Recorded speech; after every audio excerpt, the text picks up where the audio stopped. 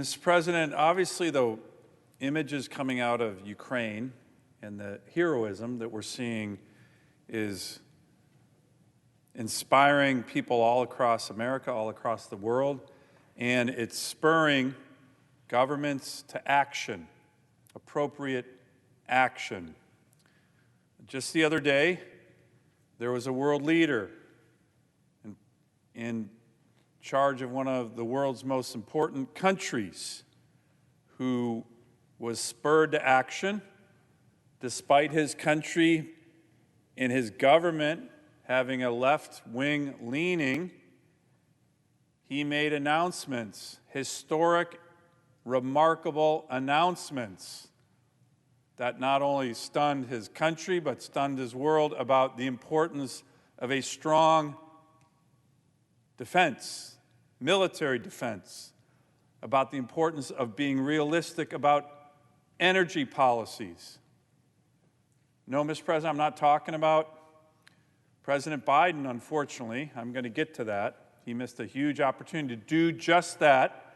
I'm talking about the world leader, German Chancellor Olaf Scholz, who in the last 2 days has said Germany, because of the current crisis, is going to almost double its defense budget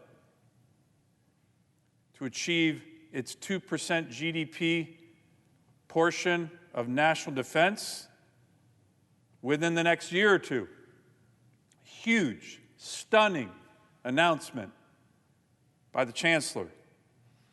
A country that is addicted to Russian natural gas is now saying we're not going to have any, and we're going to stop the Nord Stream 2 gas line. Huge, stunning announcement. That's global leadership, Mr. President. And unfortunately, President Biden missed the opportunity last night at the State of the Union to do exactly the same on exactly the same issues. Let me talk about this a little bit more, Mr. President. I think we are starting to fully understand the implications as a nation and as a world of what's happening in Ukraine. We have entered a new era of authoritarian aggression led by Russia's and China's dictators who are increasingly isolated and dangerous, who are driven by historical grievances, who are paranoid about their democratic neighbors, and are willing to use military force and other aggressive actions to crush the citizens of such countries. Citizens in countries like Ukraine and Hong Kong and Taiwan. These dangerous dictators, Vladimir Putin and Xi Jinping, are increasingly working together to put forward and implement their vision for the world. Spheres of influence that revolve around them. If you saw, Mr. President, and read their joint communique just a few weeks ago before the Beijing Olympics, Xi Jinping and Putin's, it is a wake-up call to the world. It is a scary darn document. So that's what's happening. And again, we need to wake up. This administration needs to wake up to this new era of authoritarian aggression because it's going to be with us, unfortunately, in my view, for years, if not decades. And the president had the opportunity to do what the Chancellor of Germany did in the last few days, and he didn't. My view of this situation is that we need to face it as a country with strategic resolve and confidence, and recognize that our country has extraordinary advantages, particularly relative to China and Russia. If we're wise enough to utilize and strengthen these advantages, what are they? Our global network of allies, our lethal military, our world-class supplies of energy and other natural resources, our dynamic economy, and most important, Mr. President, our democratic values and commitment to liberty. We must always remember that Putin and Xi Jinping's biggest weaknesses and biggest vulnerabilities are that they fear their own people. They fear their own people. We need to remember that and exploit this vulnerability in the months and years ahead. But what happened last night? And again, it was a missed opportunity because the president could have, should have, followed the lead of the Chancellor of Germany. And he didn't. Now, he put forward a few good ideas that I think drew bipartisan support in the chamber. Certainly talking about the brave people of Ukraine. That was something that all Americans are seeing and supportive of.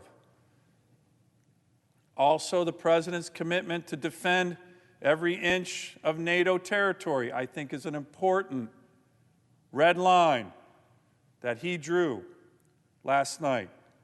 That, again, all of us support, but it was important for him to articulate it. Other topics, opioids, mental health, helping our veterans. Count me in on those. But what he didn't do was step up in front of the American people and, like the Chancellor of Germany, say, it's a new world. And we need to recognize it. And the Biden administration is going to make a course correction on some critical issues. What were those critical issues? Well, they're the exact issues that the Chancellor of Germany announced to his people. And Mr. President, yesterday, 23 senators, we sent a letter to the president respectfully imploring him to address the same issues that the Chancellor of Germany just did in this new era of authoritarian aggression. We need a much stronger, robust military budget that can ensure the lethality and readiness of our forces. If you don't believe that, you're not watching what's going on in Ukraine. And what we don't need is another Biden budget, like he put forward last year, that increases by double digits the budgets of literally every federal agency in the government of the United States, with the exception of two: Homeland Security and the Department of Defense. The Biden budget last year cut those. And I guarantee you, the dictators in Beijing and the dictator in Moscow noticed. Can't do that. He didn't even mention it last night. Didn't even mention it last night.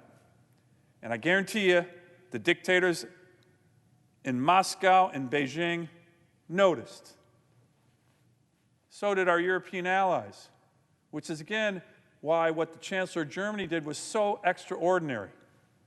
He announced a budget doubling the increase, a doubling of the budget of the German military. Stunning.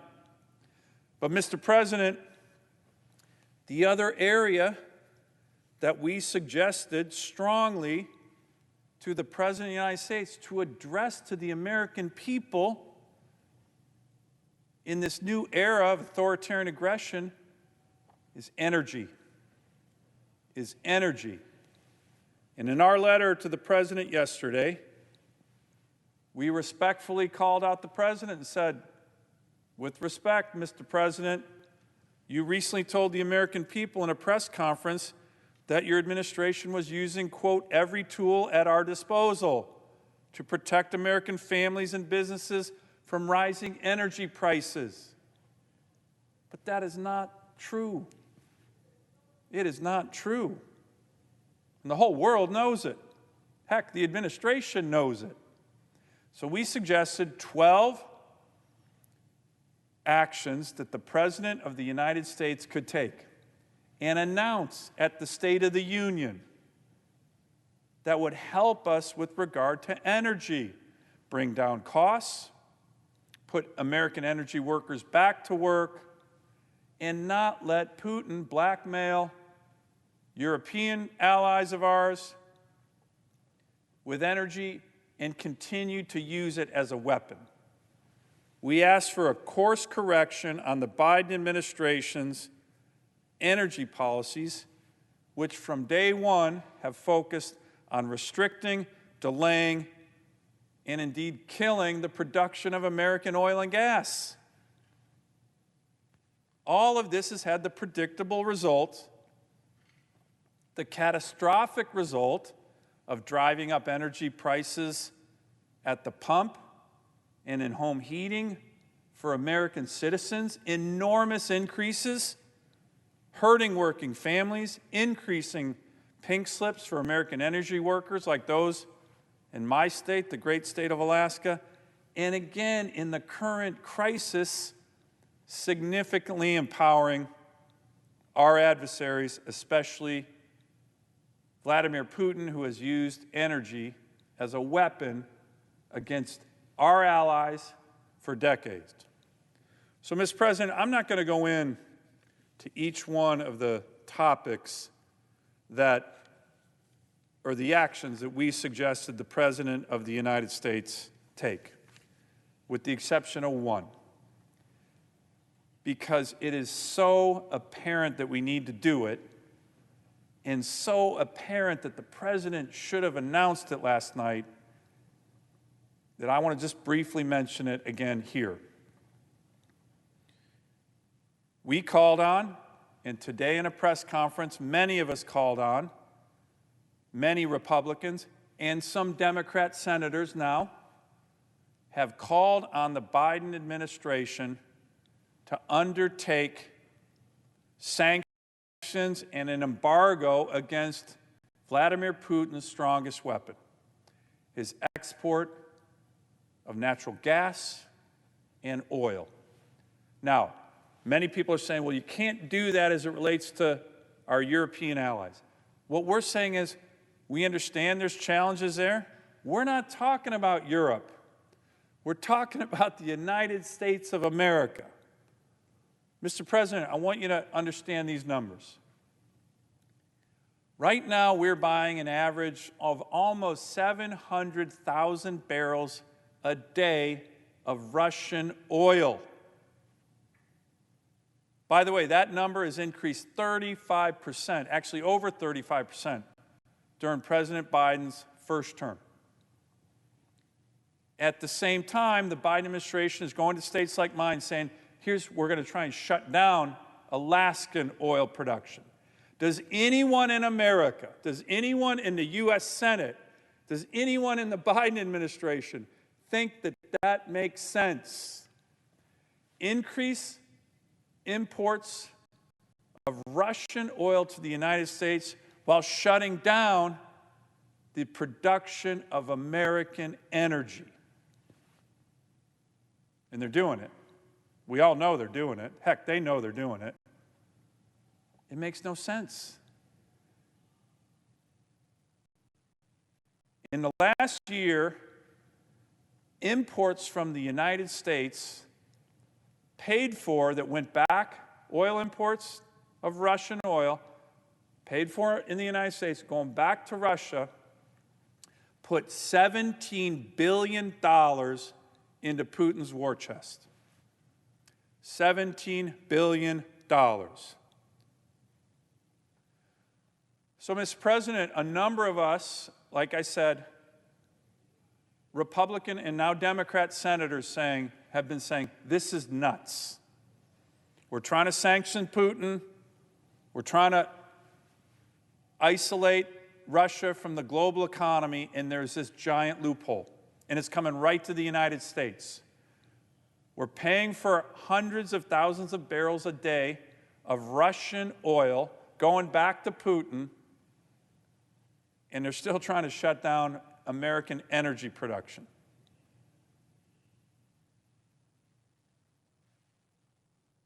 Come on. Of course, some of this is driven by the far left that the Biden administration listens way too much to. But come on, Mr. President, my colleagues here, this is insane, and everybody knows it. Everybody knows it. What are we doing right now? We are subsidizing this war. We are subsidizing by the importation of 700,000 barrels a day of Russian oil in the United States. We are subsidizing Putin's war on the Ukrainians. By the way, our friends in Canada, they just announced that they're not going to import any more Russian oil. Prime Minister Trudeau, well done, sir. And by the way, had the Keystone Pipeline not been killed by the President of the United States a little over 12 months ago, we would have up to 700,000 barrels of oil from Canada. Much rather be getting oil from Canada than Russia right now. But if you think that this is an issue that's not impacting Ukraine, here's what the foreign minister of Ukraine recently said about this topic. Quote, "We insist on a full embargo for Russian oil and gas around the world. Buying Russian oil and gas right now means paying for the murder of Ukrainian men, women, and children," unquote. That's the foreign minister of Ukraine. What he's asking for is something we can easily do. Block any more Russian oil, Russian natural gas coming into the United States of America, and then people say, well, where would we get it then? I'll tell you where we'd get it. We get it from the United States of America. The only thing that the president mentioned last night on this topic, in a glancing manner, to be honest, it was a lame, glancing manner. It was almost a pathetic attempt to just barely recognize that this giant issue had to be touched upon. He said, we're going to briefly release oil out of the Strategic Petroleum Reserve. We're not going to produce more, which we could. We're just going to release a little more out of the Strategic Petroleum Reserve. Here's my answer to that. Mr. President, there's a much better Strategic Petroleum Reserve than the one you referenced last night. It's called the Great State of Alaska. That is America's Strategic Petroleum Reserve. And you need to let us, as your fellow Americans, help our fellow citizens and the rest of the world by producing. So, Mr. President, it was a missed opportunity last night. We have world leaders who right now, Prime Minister of Canada on the imports of Russian oil, the Chancellor of Germany on significantly recognizing the new era in which we are all in and saying, I got to be serious about national defense and our military, and I got to be serious about energy. We had respectfully asked the President of the United States last night in the State of the Union to do just the same. Just the same. The American people were watching, and he had an opportunity to talk about the consequences long-term of this new era of authoritarian aggression and say, and I'm going to make some course corrections as the president of this administration because it's going to be what's good for the American people and our allies. And he didn't do it. He didn't do it. And it was a big missed opportunity for our country and for the world. I yield the floor.